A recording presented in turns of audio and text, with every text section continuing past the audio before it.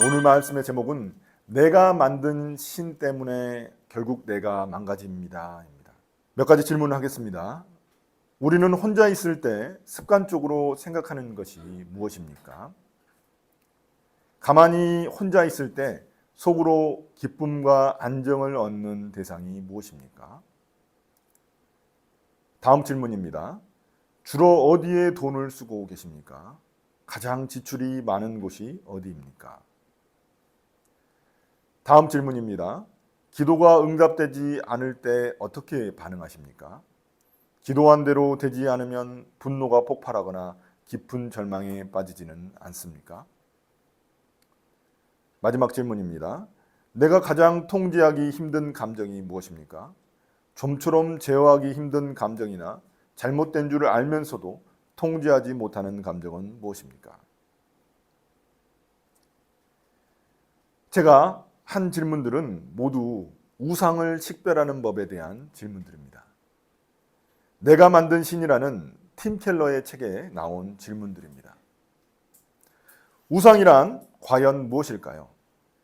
먼저 우상이란 눈에 보이는 것이 아니라 본래 눈에 보이지 않는 것들입니다. 우리는 흔히 우상이라고 말하면 나무나 돌로 깎아놓은 신상을 생각하기 마련입니다. 그러나 그 우상들의 본 모습은 인간의 욕망이지 보이는 그 나무나 돌 자체는 아닙니다. 그래서 성경은 탐심이 우상 숭배라고 말하고 있는 것입니다.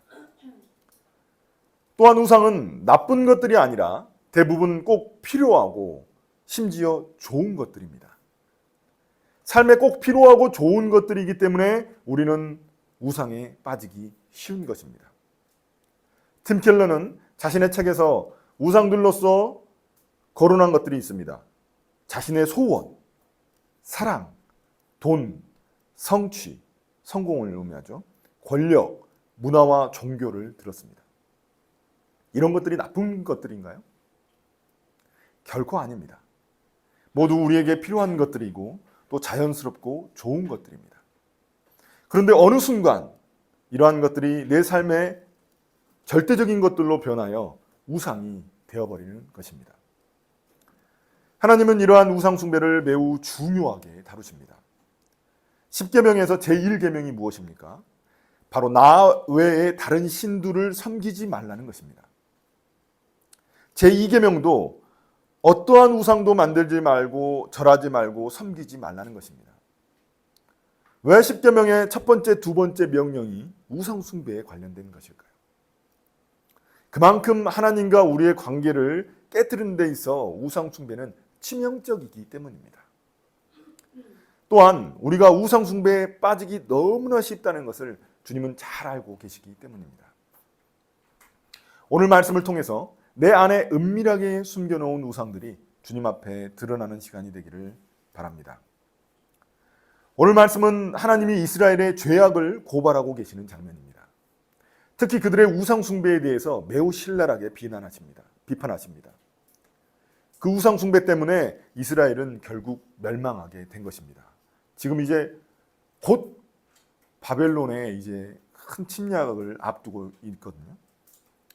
그렇다면 하나님은 왜 이렇게 우상 숭배의 죄를 심각하게 다루시고 이스라엘을 심판하려고 하시는 것일까요? 첫째, 우상 숭배는 하나님 사랑에 대한 배신이기 때문입니다. 20절 보시면 참으로 너는 옛적부터 너의 멍에를 부러뜨리고 너를 묶은 줄을 모두 끊어버리면서 나는 신을 섬기지 않겠다 하고 큰 소리를 치더니 오히려 높은 언덕마다 찾아다니며 음행을 하고 또 푸른 나무 밑에서마다 너의 몸을 눕히고 음행을 하면서 신들을 섬겼다. 여기서 주어는 너입니다. 너는. 그런데 다른 성경 번역본들을 보면 나는 이라고 되어 있습니다. 나는. 그런 것들도 있습니다. 만약 주어가 지금 우리가 보는 새 번역처럼 너라면은 여기서 너는 이스라엘을 의미합니다.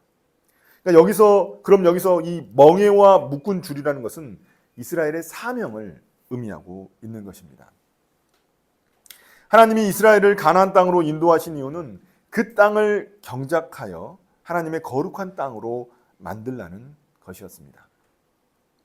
하나님은 이스라엘을 통해서 온 세상에 하나님의 영광을 드러내고자 하셨습니다. 그러나 이스라엘은 그 의무를 저버리고야 말았습니다. 많은 사람들이 종교를 자신들의 자유를 빼앗아가는 멍에나 묶이는 줄로 여기곤 합니다. 그래서 종교를 갖지 않으면 아무것도 매이지 않았다고 착각합니다. 그러나 실제로는 그렇지 않습니다. 하나님께 매이지 않으면 우리는 우상에게 매이게 됩니다. 욕망이 있는 한 인간의 마음은 본래 우상을 만드는 공장과 같기 때문입니다. 계속 우상을 찍어내는 그런 공장이라는 겁니다. 하나님에게서 벗어났다고 생각할지 몰라도 우상에게 사로잡혀 버린 것입니다. 하나님에게서 벗어나면 자유로워지는 것이 아니라 오히려 죄의 노예로, 우상의 노예로 전락하게 뿐입니다. 그럼 만약에 여기서 20절에서 주어가 나라면 어떨까요? 나라면 그 주어는 하나님을 의미합니다. 하나님은 이스라엘이 이집트의 노예였을 때 그들의 멍에와 묶은 줄을 풀어서 해방시켜 주셨습니다. 그럼에도 불구하고 그들은 그 은혜를 잊어버리고 하나님을 배신하는 것입니다. 이러한 이스라엘의 배신을 시각적으로 보여주는 장면이 등장합니다. 그들은 높은 언덕에서 푸른 나무 밑에서 음행을 저질렀다는 것입니다. 여기서 높은 언덕과 푸른 나무 밑은 우상을 숭배하던 장소를 의미합니다. 우리나라도 옛날에 선왕당 같은 곳은 산 높은 곳에 위치해 있었습니다. 그것이 마치 마을 전체를 지배하는 듯한 그런 인상을 주는 겁니다. 우상들이 높은 곳에서 이스라엘 백성들을 지배하고 통치하고 있는 것입니다.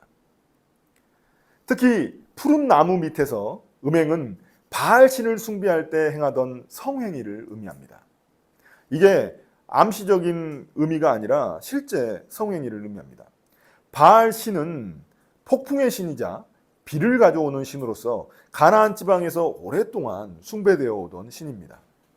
그 당시 사람들은 바알신이 농작물, 동물, 인간의 생산력을, 생식력을 증가시켜 준다고 여겼습니다.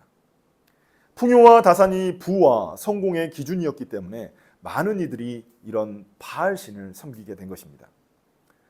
바알 신전에서 일하는 창기화하는 그런 성행위는 바알신을 흥분시켜서 더욱더 많은 풍요와 다산을 가져다 준다고 여겼습니다. 바알신이 가진 풍요와 성적인 쾌락은 그 당시 농사를 짓던 사람들의 마음을 유혹하기에 충분했습니다. 이스라엘 땅은 천수답입니다. 천수답이라는 것은 하늘에서 비가 내리지 않고는 절대로 농사를 지을 수 없는 땅이라는 것입니다. 그만큼 모든 농사의 풍요는 하늘에서 내리는 비에 의존해야만 했습니다. 그러기에 바알신은 그 땅에 있는 사람들에게 너무나 매혹적인 신이었던 것입니다. 그 유혹에 이스라엘도 넘어갔고 결국 하나님을 배신하기에 이르게 되었습니다. 하나님은 이스라엘을 신부로 부르셨는데 어느 순간 간음을 행하는 창녀가 되어버린 것입니다. 신랑과 신부의 관계만큼 친밀한 관계가 없습니다. 그래서 부부 사이도 영천이죠, 영천. 그러나 그 관계를 깨트리는 가장 강력한 죄가 있는데 바로 그게 간음입니다. 상대방을 버리고 다른 사람과 간음을 하면 그 관계는 깨지는 것입니다. 세상 어느 부부가 서로의 간음을 이해해 줄 수 있겠습니까? 제 주위에는 간음으로 인해 모든 관계가 깨어져 버린 이혼한 부부들이 여럿 있습니다. 심지어 성경에서도 유일한 이혼 사유로 간음을 들고 있습니다. 이처럼 간음은 서로 간의 신뢰와 약속을 깨트린 배신 행위이기 때문입니다. 하나님에게 우상 숭배는 바로 이런 영적인 간음과 같은 것입니다. 그럼 왜 하나님은 우상 숭배의 죄를 심각하게 다루실까요? 둘째, 우상 숭배는 우리의 영혼을 점점 병들게 만들기 때문입니다. 21절입니다. 나는 너를 종자가 아주 제일 좋은 포도나무로 심었는데 어떻게 하여 네가 엉뚱하게 들포도나무로 바뀌었느냐? 하나님은 농부로서 가나안 땅에 이스라엘을 최상품의 포도나무로 심으셨습니다. 투뿔 A로 심으신 겁니다. 당연히 농부이신 하나님은 그 투뿔 A, 그 포도나무가 좋은 포도 열매를 맺기를 기대하셨습니다. 그러나 그들은 어느 순간 들포도나무로 변질되어서 거의 C- 그런 품질로 변질되어 가지고 나쁜 열매를 맺고 말았습니다. 하나님은 이스라엘 백성들이 그 땅에 들어가 이방 민족들을 변화시키기를 원하셨습니다. 그런데 약속의 땅 가나안에 들어가자마자 오히려 이스라엘 백성들이 이방 민족처럼 변질되어 가버린 것입니다. 자신들이 이방은 신을 섬기는 이방 민족으로 오히려 동화되어 버린 것입니다. 이스라엘이 이방 민족처럼 얼마나 타락했는지 알 수 있는 그런 장면들이 등장합니다. 23절에 보시면 그들이 골짜기에서 행한 일들이 있습니다. 여기서 골짜기라는 것은 흰놈의 골짜기를 의미합니다. 예루살렘 성전 옆에 있는 그런 골짜기인데요. 흰놈의 골짜기에서 이스라엘 백성들이 자식을 산 제물로 바치면서 그렇게 제사를 드렸습니다. 그러니까 원래 몰렉이라는 신에게 그런 이방인들이, 이방 민족들이 바치던 그런 풍습이었는데 그걸 이스라엘 백성들이 하고 있었다는 겁니다. 하나님이 가장 혐오스럽게 여기시는 것이 바로 이런 인신제사거든요. 그런데 이스라엘 백성들이 그 몰렉 신들에게 드렸던 그 짓을 하고 있었다는 겁니다. 하나님은 이러한 그들의 모습을 두 가지 동물에 비유하십니다. 24절입니다. 첫 번째는 어린 암낙타입니다. 어린 암낙타는 야생 말처럼 이리저리 날뛸 때가 있습니다. 발이 너무 빨라가지고 종잡을 수 없이 자기 마음 내키는 대로 막 날뜁니다. 이 모습은 마치 자기 욕망대로 날뛰는 이스라엘의 모습을 보여주고 있습니다. 두 번째는 발정난 들암나기입니다. 발정난 들암나기는 욕정이 솟구쳐가지고 주체하지를 못합니다. 사방으로 수컷을 막 찾아다닙니다. 이미 온몸이 달아올랐기 때문에 수컷은 가만히 있어도 됩니다. 이처럼 하나님이 보시기에 이스라엘은 마치 이성을 잃고 욕망에 충실한 짐승처럼 변해버린 것입니다. 이런 짐승처럼 변해버린 이스라엘에게 하나님은 뭐라고 하실까요? 25절입니다. 맨발로 이리저리 암낙타처럼 뛰어다니느라 발 다치지 않게 조심하려무나. 발정난 나귀처럼 뛰어 날뛰다가 목마르지 않게 조심하라고 그렇게 말씀하십니다. 여러분, 이 말을 들으면 어떻습니까? 이 말은 하나님의 조롱일까요? 아니면 하나님의 애타는 마음일까요? 매일 집을 나가 방탕하게 놀고 다니는 그런 아들이 있습니다. 아버지가 도저히 아들을 막을 수 없어서 야, 밥이라도 잘 챙겨 먹고 다녀라, 이렇게 이야기를 하십니다. 그럼 이것은 아버지의 조롱일까요? 밥 먹고 죄지으라는 그런 조롱일까요? 아니면 아버지의 진짜 사랑일까요? 조롱이어도 아버지의 사랑이고 조롱이 아니어도 아버지의 사랑일 것입니다. 이러한 하나님의 말씀에 대해 이스라엘의 반응은 차갑기만 합니다. 이방신이 좋으니 계속해서 쫓아다니겠다는 것입니다. 이스라엘은 이방신들에게 푹 빠져서 영적인 분별력과 절제력을 완전히 잃어버렸습니다. 최근에 마약 관련된 다큐멘터리를 본 적이 있습니다. 20대 젊은 미혼모가 등장했는데 어쩌다가 마약에 중독되고야 말았습니다. 그런데 마약을 끊으려고 해도 끊지를 못합니다. 어린 자식을 혼자 집에다 내버려 두고 밖에 나가가지고 마약을 찾아다닙니다. 어린 자식, 이제 몇 개월 안 된 자식을. 정상일 때는 그렇게 고백합니다. 내가 너무나 자식을 사랑해가지고 내 온몸을 줄 수 있을 정도, 내 목숨까지 내줄 수 있는 그런 사랑하는 자식이라고 말하는데 마약 찾을 때는 그 아이조차 눈에 보이지 않는 겁니다. 그러니까 마약처럼 우상에 중독되면 우리의 영혼이 심각하게 병들어 버립니다.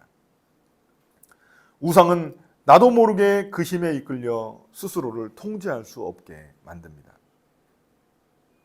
그런 점에서 우상은 가스라이팅과 중독과 비슷합니다.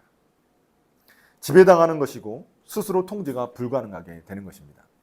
가스라이팅 당하면은 어느 순간 가스라이팅 당하는지도 모르게 되듯이 우상도 그렇습니다. 서서히 마음을 차지하여서 어느 순간인가 그 선을 넘어가는 것이기 때문에 스스로 깨닫지 못할 때가 많습니다.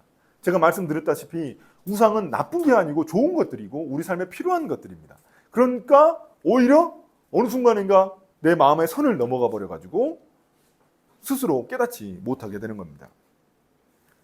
또한 우상은 중독과 같습니다. 그래서 스스로의 힘으로는 쉽게 끊어낼 수가 없습니다. 중독의 동기가 숨겨져 있듯이 우상도 마찬가지입니다. 겉으로 봐서는 제대로 된 그 우상의 뿌리를 우리가 파악할 수가 없습니다.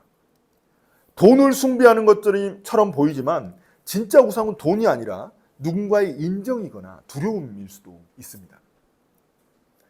그러니까 겉으로만 봐서는 잘 모르겠다는 것이죠. 왜 하나님은 우상 숭배의 죄를 이렇게 심각하게 다루실까요? 셋째, 우상 숭배는 쉽게 깨닫지 못하기 때문입니다. 23절입니다. 내가 스스로의 몸을 더럽히지 않았고 바알 신들을 따라가지도 않았다고 감히 말할 수 있느냐? 지금 이스라엘이 우리가 저는 우상 숭배를 한 적이 없는데요. 저희는 바알 신을 따라간 적도 없는데요. 이렇게 주장하는 겁니다. 하나님이 이렇게 말씀하시는 거죠. 증거가 차고 넘치는데도 어떻게 낯짝 두껍게 이렇게 부인할 수 있을까요? 우리는 그 단서를 출애굽기 32장에서 찾을 수 있습니다. 이스라엘 백성들은 모세가 시내산에 올라가 있는 동안 금송아지를 만들어서 숭배합니다. 그런데 그들이 금송아지를 뭐라고 부르냐면은 우리를 이집트에서 인도해내신 여호와 하나님이라고 부릅니다. 그러니까 이름은 하나님인데 본질은 우상인 겁니다. 금송아지 우상인 겁니다. 그러니까 이스라엘은 바알을 숭배하면서도 어느 순간 하나님을 숭배한다고 여기게 된 겁니다. 그러나 이러한 일은 현재 교회 안에서도 흔하게 일어나는 일입니다. 겉으로 교회를 다니고 예배를 드리지만 바알 숭배를 하는 사람들이 있습니다. 입으로는 하나님을 부르지만 실제 섬기는 신은 바알 신인 것입니다. 하나님을 단지 자신이 위로받는 도구쯤으로 여기는 사람들이 있습니다. 또는 하나님을 내 성공의 발판으로 여기는 사람들도 있습니다. 하나님의 뜻과 상관없이 내가 원하는 것만 얻어내기 위해 하나님을 섬긴다면 그가 섬기고 있는 분은 하나님이 아니라 바알 신인 것입니다. 출애굽기 시절 이스라엘 백성들처럼 이름만 하나님이고 본질은 바알인 것입니다. 또한 그들이 우상 숭배를 쉽게 깨닫지 못하는 이유는 그들이 우상 숭배를 하면서도 여전히 하나님을 예배하고 있기 때문입니다. 22절입니다. 네가 잿물로 몸을 씻고 비누로 아무리 몸을 닦아도 너의 더러운 죄악은 여전히 내 앞에 남아있다. 나 주 하나님의 말이다. 잿물과 비누는 더러운 것을 지우는 데 사용되는 도구들입니다. 그러나 여기서는 각종 종교적 의식과 제사를 의미하는 겁니다. 이스라엘 백성들은 우상 숭배의 죄악을 저지르고 나서도 하나님께 예배만 드리면 그냥 죄가 없어지는 것으로 여겼습니다. 수많은 종교적 의식과 엄청난 헌신들이 자신들의 죄를 덮어준다고 여긴 것입니다. 그러나 하나님은 오히려 그들의 이런 제사와 의식 행위들을 토할 것 같은 위선으로 여기십니다. 그럼 우리의 삶은 어떻습니까? 우리도 일주일에 한 번씩 예배드리는 것을 마치 목욕탕 가가지고 때를 벗기는 것으로 생각하고 있지는 않습니까?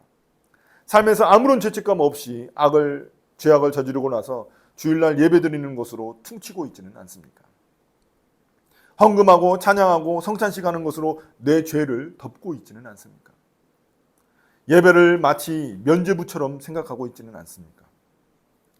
그러나 예배 그 자체가 우리를 죄악에서 깨끗하게 해줄 수 없습니다. 우리를 깨끗하게 해주시는 분은 오직 하나님밖에 없습니다. 우리가 예배 드린다고 해서 하나님이 우상 숭배를 눈감아 주시지 않습니다. 그러므로 예배의 본질은 하나님이 원하시는 회개하는 상한 심령, 상한 마음이어야만 합니다. 왜 하나님은 우상 숭배의 죄를 매우 심각하게 다루실까요? 넷째, 우상 숭배는 결국 우리를 수치스럽게 만들기 때문입니다.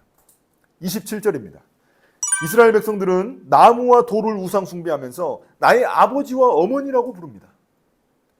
바알과 아세라 신상을 자신들이 나무와 돌을 깎아갖고 만들어 놓고는 자신들이 또 숭배하고 있습니다.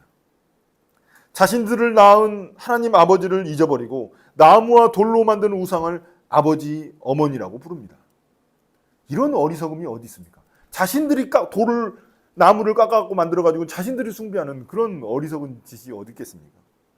그들의 이러한 어리석음은 심각한 위기 상황에서 더욱 드러납니다. 그들은 평상시에는 우상들에게 빌고 어려움에 처할 때는 진짜 하나님을 찾는 것입니다. 자신들의 욕망을 이룰 때에는 우상이 필요하고 곧 죽을 것 같을 때는 하나님을 찾는 것입니다. 하나님과 우상을 함께 섬길 수 없는데도 그들은 어리석게도 두 마음을 품고 있습니다. 위기 상황에서 거짓 신들에게 아무리 빌어봤자 무슨 소용이 있겠습니까? 돌과 나무일 뿐인데 무슨 능력이 있겠습니까? 바알과 아세라 같은 가나안의 많은 신들을 이 이스라엘을 구해주겠습니까? 어려움에서. 그때가 돼서야 이스라엘은 진심으로 하나님께 구하는 것입니다. 바람핀 아내가 다 망하고 나니까 그때서야 남편을 찾는 것과 뭐가 다르겠습니까? 그들의 어리석음의 본질은 28절에서 또 드러납니다. 그들은 성읍에 수만큼 많은 신들을 만들었습니다. 그러나 그 많은 신들도 그들을 위기에서 구해주지 못합니다. 왜냐? 그 신들은 나무와 돌이기 때문에 그 자체로 무능력한 겁니다. 모두 그들이 스스로 만들어 섬기는 신들, 즉 우상들 때문입니다. 그럼 이러한 이스라엘의 모습이 우리에게는 없을까요? 우리는 우상 공장답게 많은 우상들을 만들어 우리 영혼의 방에 모시고 있습니다. 아무 일 없을 때에는 그 방에 들어가 세상의 우상들을 섬기며 살아갑니다. 마치 하나님이 필요 없는 것처럼 세상의 우상들을 쫓아다닙니다. 돈과 인정, 성취, 권력을 쫓다가 망할 때쯤 되면 그때서야 진심으로 하나님을 찾습니다. 이처럼 어리석은 게 우리들의 모습입니다. 우상은 우리를 어리석게 만들며 어리석음의 끝은 수치를 당하게 하는 것입니다. 26절입니다. 주님은 이스라엘을 도둑에 비유하십니다. 특히 왕들, 고관들, 제사장들, 예언자들 같은 이스라엘의 지도자들을 도둑이라고 부르십니다. 그들은 하나님의 이름을 팔아 자신들의 배를 불렸기 때문입니다. 그들은 현장에서 잡힌 도둑처럼 사람들 앞에서 수치와 부끄러움을 당할 것입니다. 실제로 이스라엘의 지도자들은 바벨론에 끌려가는 그런 수치를 당하고야 말았습니다. 이제 오늘 말씀을 마무리하겠습니다. 사랑하는 형제자매 여러분, 우리는 지난주 디도서에서 거짓 복음, 거짓 가르침에 대해서 배웠습니다. 그러한 거짓 복음과 거짓 가르침은 성도들의 삶을 망쳐 놓았습니다. 거짓 복음과 거짓 가르침은 은밀하게 가장하여 교회 안에 들어왔습니다. 이스라엘의 경우도 비슷합니다. 이스라엘은 오랫동안 가나안 땅에 살아가면서 그 땅의 모든 우상 문화에 서서히 물들기 시작한 것입니다. 하나님 신앙 안에 이방신이 은밀히 들어와 섞이기 시작한 것입니다. 어느 순간 하나님을 섬기는 것인지 바알 신을 섬기는 것인지 구별하지 못하게 된 것입니다. 중독되고 가스라이팅 된 것이죠. 우상 숭배의 뿌리는 죄입니다. 우상은 하나님의 자리에 다른 것을 두는 것입니다. 좋고 꼭 필요한 것이지만 하나님이 우선순위가 돼야 되는데 그 자리에 하나님이 1번이 아니라 다른 것을 올려놓는다는 것입니다. 다른 것이 하나님의 자리를, 최우선의 자리를 차지하는 겁니다. 창세기에서 인류의 조상인 아담과 하와가 지은 죄가 바로 그것인 것입니다. 하나님의 자리에 자신들이 앉고자 했던 것입니다. 그럼 우리 마음속 하나님의 자리에는 어떤 우상이 앉아 있습니까? 그 우상을 방치하면 어느 순간 우리를 하나님의 사랑에서 끊어놓을 것입니다. 그리고 우리의 영혼을 병들게 만들 것입니다. 그리고 결국 우리의 인생이 수치를 당하게 만들 것입니다. 이러한 우상의 위험성을 깨닫고 내 마음속 하나님의 자리를 결코 우상에게 내어놓지 않는 우리 성도들이 다 되시기를 예수님의 이름으로 축복합니다. 아멘.